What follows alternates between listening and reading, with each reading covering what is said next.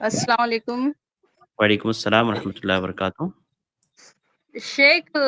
یہ پیروں کے پیر جو پیر کا پردہ ہے کیا پنجے کا؟ پیروں کا پردہ ہے، اس لیے کہ ہاں؟ احادیث کے اندر جن صحابیات کا ذکر ملتا ہے ان صحابیات کے تعلق سے ذکر ملتا ہے کہ وہ اپنے کپڑے کے نچلے حصے کو لٹکایا کرتی تھی، اور کچھ احادیث کے اندر ایسا ملتا ہے کہ بہت زیادہ لٹکاتی تھی، تو نبی اکرم صلی اللہ علیہ وسلم نے انہیں ایک بالش سے مزید لٹکانے کا حکم دیا تھا اور بہت زیادہ لٹکانے سے منع کیا تھا تاکہ پیر کہیں کپڑے میں پھنس نہ جائے، اور پردہ رکھنے کے لیے مزید ایک بالش لٹکانے کا حکم موجود ہے۔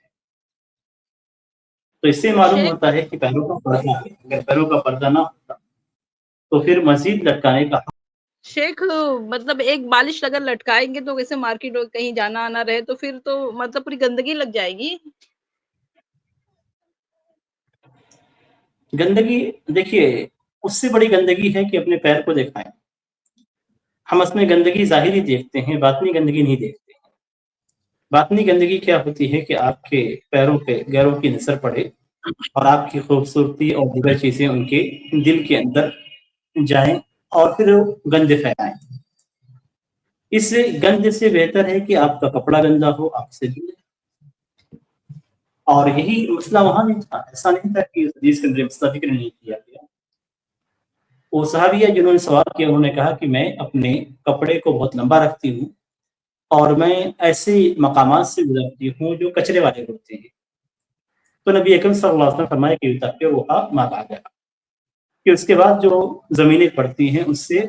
اس کی پاکی ہو جاتی ہے، یعنی اس حالت میں وہ نماز پڑھنے کے لیے آتی تھی۔ تو انہوں نے سوال کیا تو اصل پاکی یہ اندرونی پاکی ہے، اسی لیے مشرکین کو کیا کہا گیا ہے کہ انما المشرکون نجس، کہ مشرکین نجس ہیں، یعنی ان کی اندرونی پاکی نہیں ہے، کتنا بھی بدن کو صاف کر لے، کپڑوں کو صاف کر لے، لیکن اندرونی پاکی نہیں۔ تو سب سے اہم جو پاکی ہوتی ہے وہ ہمارے اندر کی پاکی ہے، باہر کی پاکی اس کے بعد ہے۔ تو عورت کے لیے جو چیز رکھی گئی ہے وہ یہ کہ اگر کسی مقام پہ اس کے کپڑے لٹک بھی جاتے ہیں، گندے بھی ہو جاتے ہیں، تو اس کے اندر کی پاکی باقی رہتی ہے۔ ہمیشہ اندرونی پاکی کو مقدم کیا گیا ہے اور باہر کی پاکی کو ثانوی درجہ دیا گیا ہے۔ اسلام میں طہارت کا حکم موجود ہے، پاکی اور صفائی کا حکم موجود ہے، لیکن وہ حکم میں ہمیشہ اندرونی پاکی کا زیادہ خیال کیا گیا ہے اور باہری پاکی کا وہ خیال نہیں رکھا گیا ہے جو اندرونی کا ہے۔ حالانکہ اس کا بھی ہے، لیکن عورت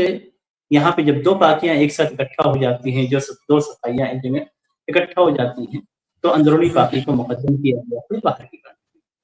اور اس کی وجہ بھی اگر غور کریں گے تو سمجھ میں آ جائے گا کہ اندرونی پاکی اگر نہیں رہے گی تو جو کپڑے صفائی کے طور پہ ہم اٹھا کر رکھتے ہیں وہ کپڑے اتر بھی جاتے ہیں۔ تو یہ بہت بڑی یعنی بات ہے کہ آدمی صفائی کیا کپڑے اتارنے پہ مجبور ہو جائے یا کپڑے اتارنے کے راستے پہ پہنچ جائے۔ تو اسلام کے اندر ان باتوں کا جو خیال کیا گیا ہے وہ مقصد کو دیکھتے ہوئے